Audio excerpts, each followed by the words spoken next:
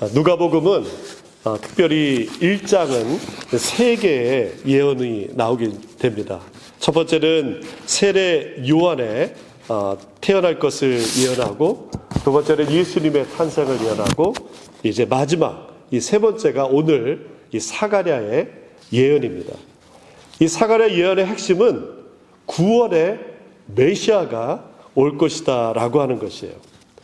오늘 말씀에서도 읽었듯이 다시 한번 말씀을 읽으면서 하나하나 확인해 보겠습니다. 71절 같이 한번 읽습니다.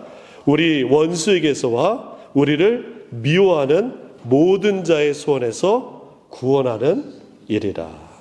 원수와 우리를 미워하는 자의 손에서 건지신다는 거예요. 74절을 같이 한번 읽습니다.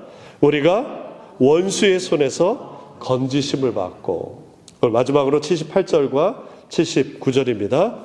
이는 우리의 하나님의 국률로 인함이라. 이로써 돋는 해가 위로부터 우리에게 임하여 79절 어둠과 그 죽음의 그늘에 앉은 자에게 비치고 우리 발을 평강의 길로 인도하시리로다. 어둠과 죽음의 그늘 아래 앉아있는 자들에게 하나님의 국률에, 하나님의 은혜에, 하나님의 생명의 빛이 비치게 하시는 것이에요. 이 사가랴가 기다리는 그 메시아, 오늘 예언에서 말씀한 것처럼 이제 곧 구원의 메시아로 예수께서 오시게 되는 것입니다. 그리고 우리는 다시 오실 예수님을 우리는 기다리고 또 기다리는 것이에요. 그래서 기다림이 우리 신앙의 핵심입니다. 기다림이 우리 신앙의 비전입니다. 기다릴 때 긴장하고 기다릴 때 준비합니다. 그리고 기다릴 때 방탕하지 않게 됩니다. 우리말 부사 중에 설마라는 말이 있어요. 설마. 혹시 설마 하니까 제가 하도 아재개그를 해가지고 그러면 눈으로 만든 말 그 설마가 아닙니다. 흰말, 백말, 흑마 이게 아닙니다. 설마가 사람 잡는단 말이 있죠. 그럴 리 없겠지만 당한다라는 것이죠. 큰 탈난다는 것이에요. 설마 하니 그런 일이 있겠어? 설마 한들 그 사람이 그러겠어? 믿는 도끼에 발등 찍힌다는 거죠. 설마 하는 생각이 우리 신앙에 있어서 퇴보하고 그리고 오히려 좀먹는 생각을 갖게 돼요. 제가 고등학교 3학년 때 무슨 시험을 봤어요. 그런데 그 점수를 담임 선생님이 그냥 아이들이 있는 데서 몇 점 손들어 이렇게 하신 거였어요. 당연히 우리 반 1등이 제일 높은 점수를 손들었어요. 그리고 그 다음인가 그 다음 점수에 아이들이 손을 안 드는 거예요. 그러다가 늦게 한 명이 손을 들었어요. 선생님도 놀래고 반 아이들도 놀랐어요. 그럴 리가. 야, 쟤 열심히 공부했어. 그 손든 사람이 누구였을까요? 저였어요. 수근수근했어요. 그럴 리 설마 영관이가. 야, 쟤 얼마나 열심히 공부했는데. 근데 문제가 생겼어요. 제가 잘못 알아들었다가 점수를 그거보다 좀 더 낮은데 그냥 무슨 생각이 들었는지 그 손 한번 들었는데 웅성웅성 했습니다. 설마 박영권이 그 점수를 받았을까? 우리의 목적지는 천국이에요. 그리고 절대 가서는 안 될 곳이 지옥입니다. 이 두 개의 공통점은 영원성에 있어요. 천국도 영원하고 지옥도 영원한 것입니다. 우리는 천국을 향해 가는 순례자들이에요. 누구나 그 순례길에 나락하지 않을 거라 장담할 수 없습니다. 그런데 사람들은 설마라는 신앙으로 그냥 가게 되는 거예요. 항상 깨어서 경각심을 가지고 다녀야 되는데, 내가 교회를 다닌 게 얼만데 설마. 그러나 하나님께서 분명하게 우리에게 말씀하십니다. 물과 성령으로 거듭나지 아니하면은 천국에 하나님 나라에 들어갈 수 없다고 했어요. 물과 성령으로 거듭나지 않으면 우리가 철저하게 죄를 회개하지 않는다면은 천국에 갈 수 없다라는 거예요. 여러분도 놀래고 저도 놀래고 모든 대한민국 사람뿐만 아니라 전 세계가 놀란 한국의 비상계엄령이 많은 사람을 놀라게 하고 많은 생각을 하게 됐어요. 아직도 진행 중이에요. 저는 그것을 보면서 생각했던 게 바로 이거였어요. 설마 지금이 어떤 시대인데 가짜뉴스 아니야? 그런데 평상시에 생각하지 못한 생각을 하는 사람들이 있는 것이에요. 오직 자신의 권력과 자신의 이익을 위해서 사람들이 설마 하는 생각을 뒤집었습니다. 실제로 한국전쟁이 1950년 6월 25일 날 발발하는데 그날이 주일이었어요. 일요일이었어요. 북한이 탱크를 몰고 남침할 거라고 설마 생각도 못했어요. 1941년 12월 7일, 오늘이 8일인데 거의 같은 날 일본 군국주의가 하와이 진주만을 공습했어요. 그날도 주일 아침이었어요.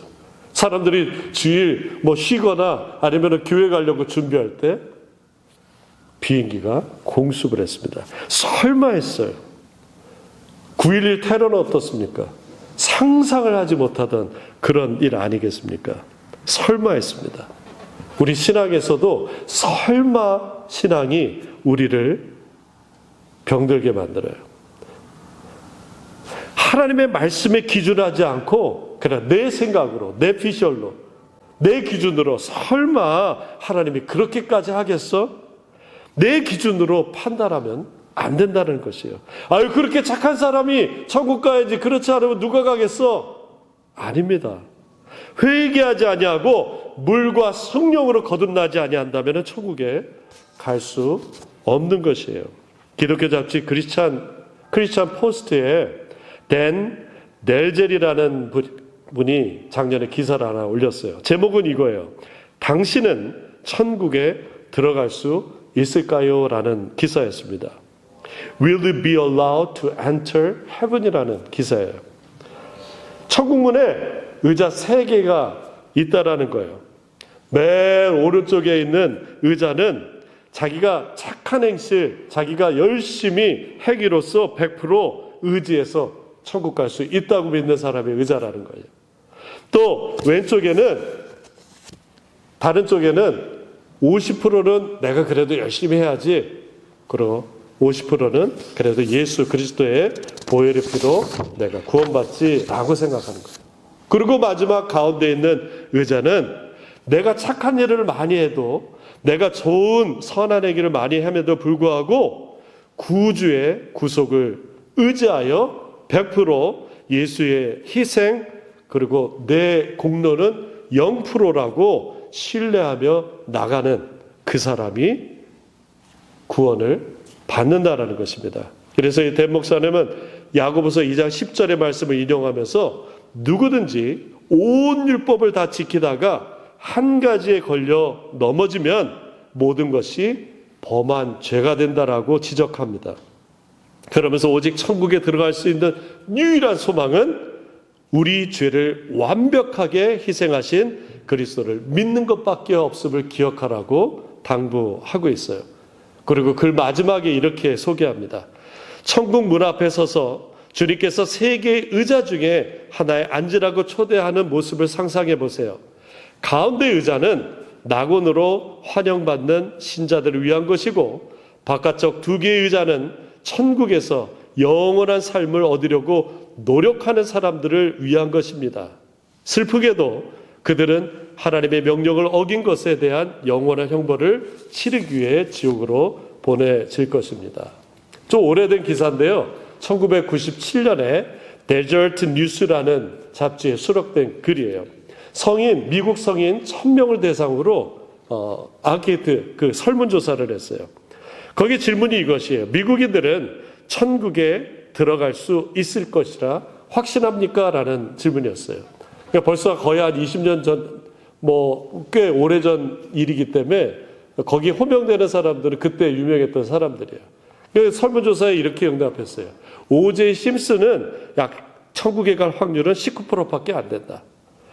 깅그리치 하원 의장은 40%, 빌 클린턴 대통령은 50%좀 넘게, 그리고 오프라 윈프리는 한 66%, 그리고 테레사 수녀는 79% 천국 갈 확률이 있을 것 같다고 사람들이 응답을 했어요.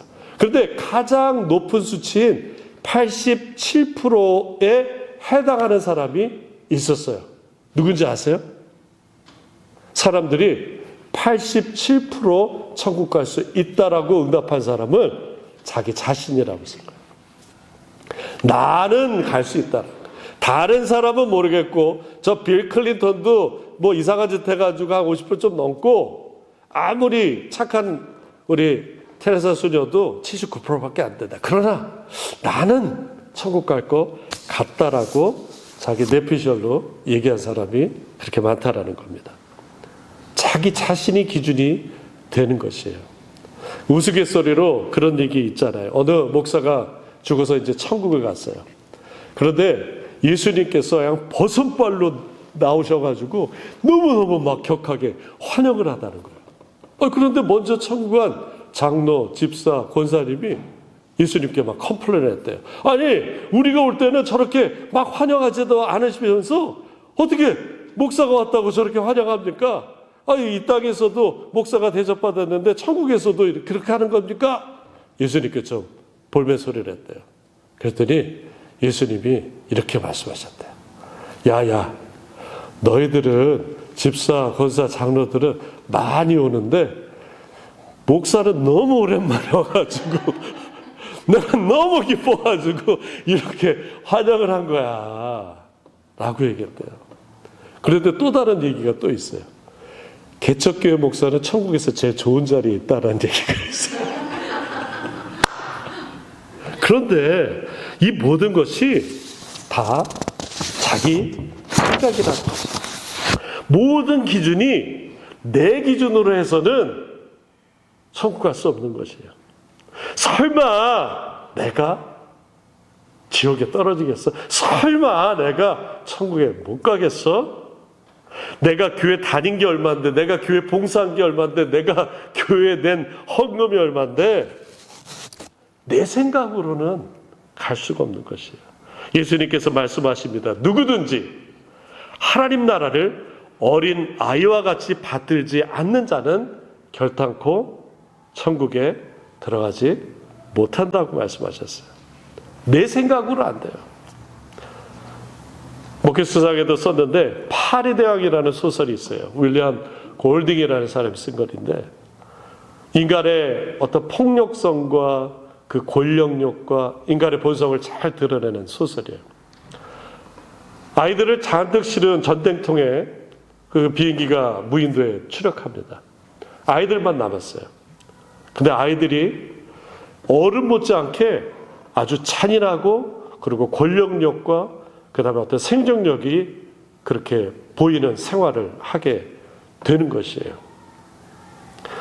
맨 마지막에 이것이 소설이 영화도 됐는데, 영화 맨 마지막 장면에 아이들을 구출하러 간 해군이 막 아이들이랑 섬에서 날뛰고 있는데 한마디 하는 거예요. 얘들아, 너들 여기서 뭐해?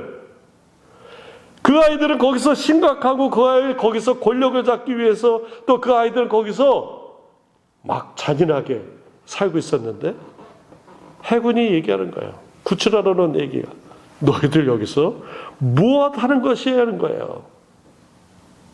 어쩌면 하나님께서 우리를 바라볼 때 그러실 것 같아요. 너희들 뭐 하고 있냐? 그 짧은 인생 가운데서 너희들 뭐 하고 있냐라는 거예요. 내 생각과 내 기준으로 살아남는다면은 그것은 내 본성밖에 남지 않는 것이에요. 하나님 말씀이 남아야 되는 거예요. 오늘 말씀 사가랴의 예언은 오실 메시아에 대한 예언이에요. 오실 메시아께서 우리를 원수에게서와 우리를 미워하는 자에게서 구원하실 것이라는 거예요. 오실 메시아는 어둠과 죽음의 그늘에 앉아있는 자들에게 은혜의 빛, 생명의 빛, 소망의 빛을 비추고 평강의 길로 인도하실 것을 약속하고 계십니다. 오늘 우리는 대강절 두 번째 주일을 맞고 있습니다. 예수님께서 이 땅에 오신 이유는 우리 영혼을 이 원수 마귀의 손아귀에서 구원하시기 위해서요.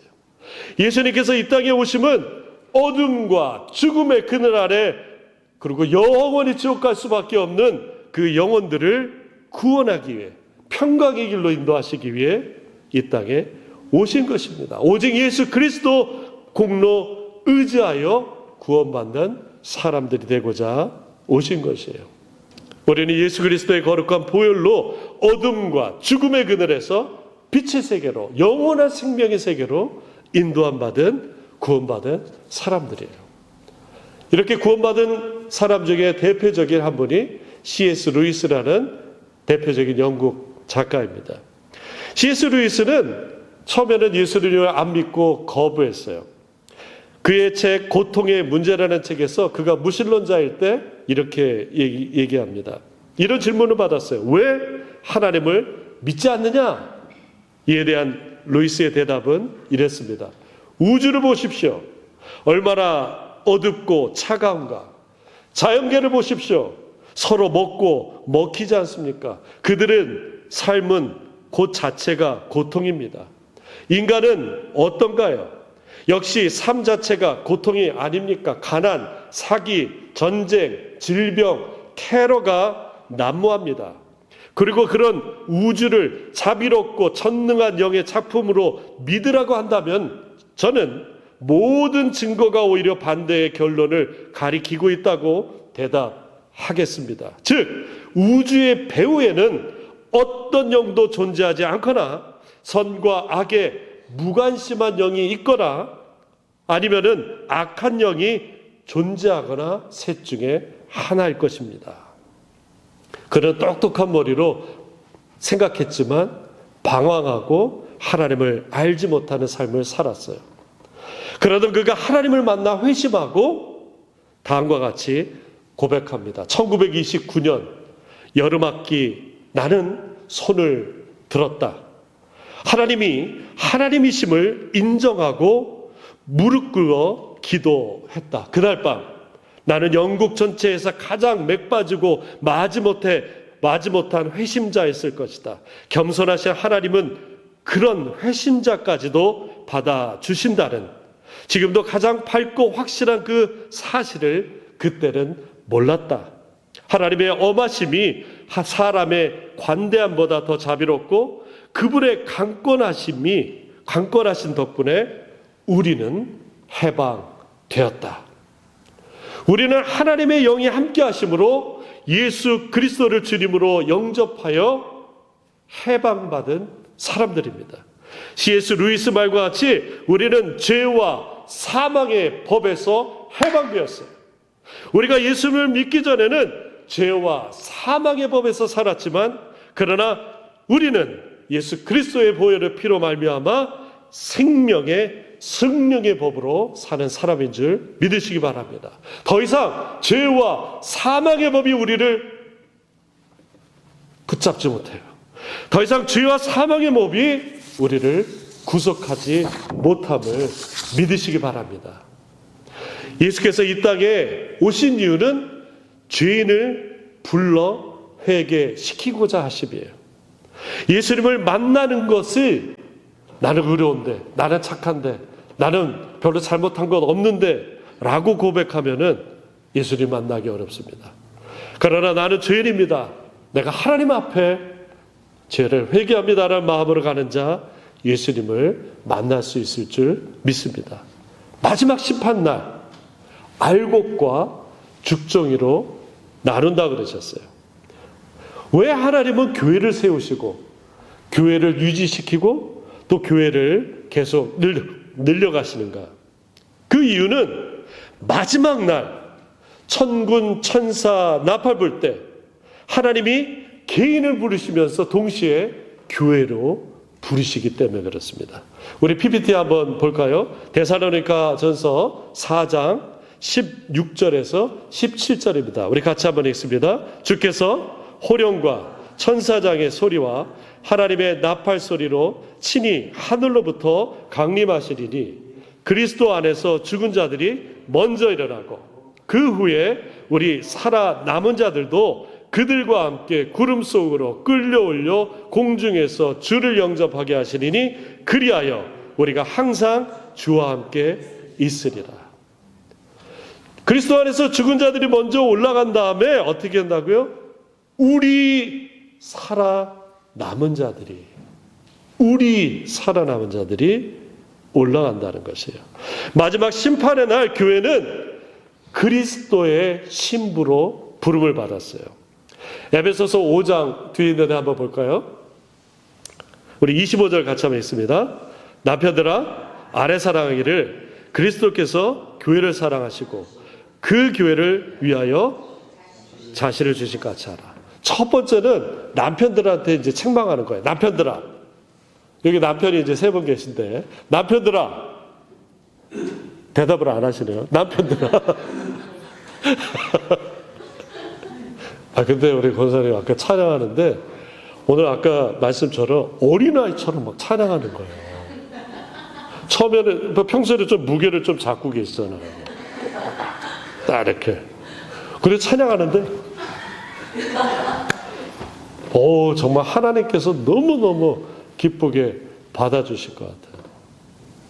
근데 오늘 교회가 어떻다고요? 그리스도의 신부와 같다라는 거예요. 그리스도께서 교회를 사랑하시다는 거야. 마치 아내를 사랑해야 되는 남편과 같이 그리스도께서 교회를 사랑하신다는 거예요. 그 밑에 뭐라고 합니까? 그리스도께서 교회를 사랑하시고 그 교회를 위하여 어떻게 한다고요? 자신을 내어주시는 거예요. 자신을 내어주시는 거예요. 결론은 교회는 그리스도의 신부인 것이에요. 교회는 개인이면서 우리 공동체인 것이에요. 29절에 이렇게 있습니다. 같이 한번 29절 있죠? 같이 한번 읽을까요? 누구든지 언제나 자기 육체를 미워하지 않고 오직 양육하여 보호하기를 그리스도께서 교회에게 한 것 같으니 우리는 그 몸의 지체이니라. 오늘 우리는 대강절 2번째 주일을 맞고 있습니다. 아기 예수 초림을 기다리면서 동시에 다시 오실 주님을 우리는 기다리고 있어요. 우리는 주님의 신부들이에요. 기다림이 믿음이고 기다림이 신앙입니다. 교회가 신부예요. 오실 주님이 주님입니다. 오실 신랑이 주님이에요. 예수님의 신부 그리스도의 보혈로 죄사함 받아 구원받은 예수 믿는 자들이 신부들이에요. 따라서 신부된 교회들이 해야 될 일은 제일 먼저 말씀 안에서 거룩하게 신랑을 기다리는 것이에요. 두 번째는 신랑 예수를 기다리면서 하나님 나라 확장에 힘쓰며 선교하며 말씀을 전하는 것이에요. 땅 끝까지 이르러 선교를 하는 것입니다. 우리 사진 한 장 볼까요? 여러분들이 헌금하신 큰 비용은 아니었지만 선교비를 캐나다 원주민 아이들 성탄 선물 양말을 보냈어요. 그곳에 김창선 선교사님이 사역을 편지로 보내오셨습니다. 저렇게 이렇게 해서 애들에게 보내줬다는 거예요. 편지에 이렇게 쓰셨습니다. 이번 주 수요일에 디센볼트 레이크를 다녀왔습니다. 아마 그 캐나다 훨씬 위쪽인 것 같아요. 학교 아이들에게 그리고 보건소 소속 노숙자 쉼터에 겨울 양말 선물을 전달하고 폴 발렌타인 집에 방문하여 격려하고 함께 기도하는 시간을 보냈습니다. 그리고 오늘 금요일엔 원 에로우 크리족 마을 학교를 방문하여 선물을 전했습니다. 학교 방문 이후 그 동네 게린의 집을 방문해서 그 가족의 선물을 전하고 함께 기도하는 좋은 시간을 가졌습니다. 장거리 눈길과 얼음길을 오가는 동안 아무 사고 없이 잘 다녀왔습니다. 여러분의 사랑을 잘 전하고 온 것 같아 제 마음이 참 감사합니다. 여러분들의 선물을 전해주셨다고 저에게 직접 메시지가 온 것을 여러분들에게 대신 읽어드립니다. 말씀을 마칩니다. 기다림이 신앙입니다. 기다림이 비전입니다. 성취가 우리의 비전이 아닙니다. 잘 기다리는 자 열매를 맺을 줄 믿습니다. 주님 다시 오시는 날 많은 사람들은 주님의 재림을 단지 희락락하며 아니 환난 날이요 휴거되지 못하는 날인 것을 그들은 깨닫지 못합니다.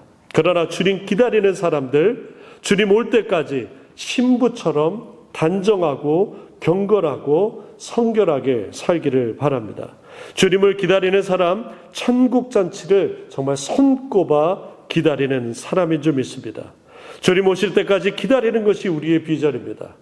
정결한 신부로 이 땅에 사는 것이 우리의 비전입니다.